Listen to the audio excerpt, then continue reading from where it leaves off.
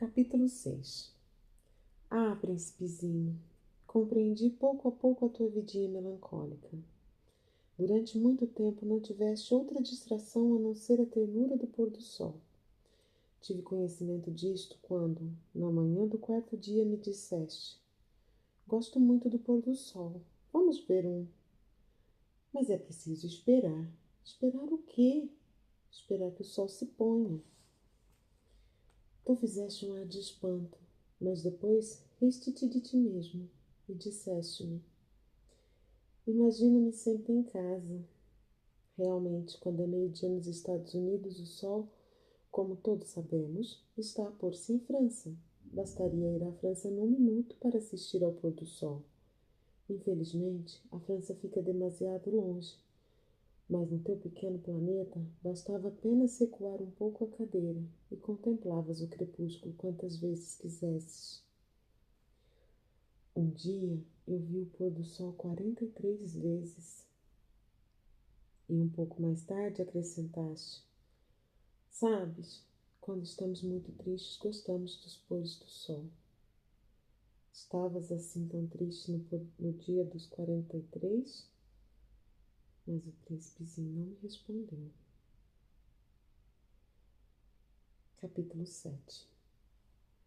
No quinto dia, sempre graças à ovelha, este segredo da vida do príncipezinho foi-me revelado.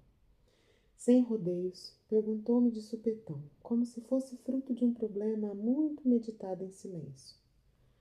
Uma ovelha, se come arbustos, come também flores? Uma ovelha come tudo que encontra. Mesmo as flores que tenham espinhos? Sim, mesmo as que têm espinhos. Então, para que servem os espinhos? Eu não sabia. Estava ocupadíssimo naquele instante a tentar desatarrachar do motor um parafuso muito apertado. A minha aflição começava a agigantar-se, pois estava a ficar sem água e não dava com a avaria do motor. Para que servem os espinhos? O príncipezinho nunca desistiu de uma pergunta depois que a tivesse feito, mas eu estava tão irritado com o parafuso que respondi qualquer coisa só para o calar. Os espinhos não servem para nada, são pura maldade das flores. Oh! Mas após um silêncio, ele replicou com algum rancor: eu não acredito. As flores são frágeis, são ingênuas, defendem-se como podem. Julgam-se terríveis com seus espinhos.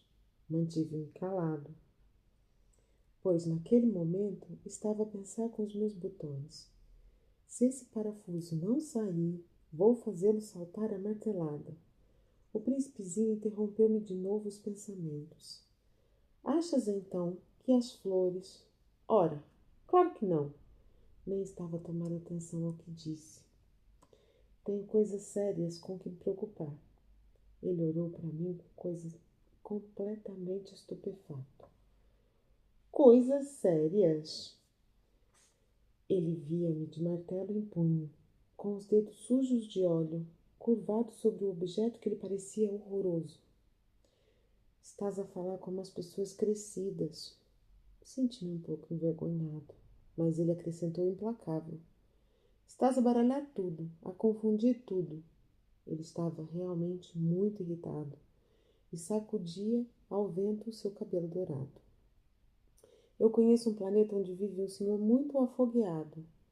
Nunca cheirou uma flor, nunca olhou para uma estrela, nunca amou ninguém, nunca fez outra coisa senão contas.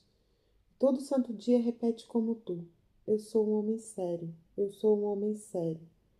E isso falo em chá de orgulho. Mas ele não é um homem, é um cogumelo. Um quê? Um cogumelo. O príncipezinho estava agora lívido. Há muitos milhões de anos que as flores fabricam espinhos. Há muitos milhões de anos que as ovelhas comem as flores, apesar de tudo. E agora, vens dizer-me que tentar perceber por que é que tem tanto trabalho a fabricar espinhos inúteis não é uma coisa séria? Não é importante a guerra das ovelhas e das flores? Não será mais importante que as contas do tal senhor gordo e afogueado? E se eu souber de uma flor única no mundo, que só existe no meu planeta e em mais nenhum, e que um belo dia uma ovelhinha pode dar cabo dela de um só golpe, sem saber que o faz, isso não tem importância? Ele enrubesceu e continuou. Se alguém gosta de uma flor da qual só existe um exemplar em milhões e milhões de estrelas, isto basta para que seja feliz quando as contempla. Ele pensa, a minha flor está para aí, algures. Mas se a ovelha come a flor, será como se de supetão todas as estrelas se apagassem. Isso não tem importância nenhuma? E não conseguiu dizer mais nada e desatou de chofre a solução. A noite caíra. Larguei as ferramentas. Estava-me nas tintas para o martelo, para o parafuso, para a sede e para a morte. Havia numa estrela um planeta, o meu, a Terra, um príncipezinho para consolar. Peguei nele ao colo, embalei-o e disse: a flor que tu gostas tanto, não estás em perigo. Vou desenhar um açaime para a tua ovelha e uma armadura para a flor. Eu não sabia o que dizer. Sentia-me desarmado, não sabia como chegar até ele. É tão misterioso, o país das lágrimas.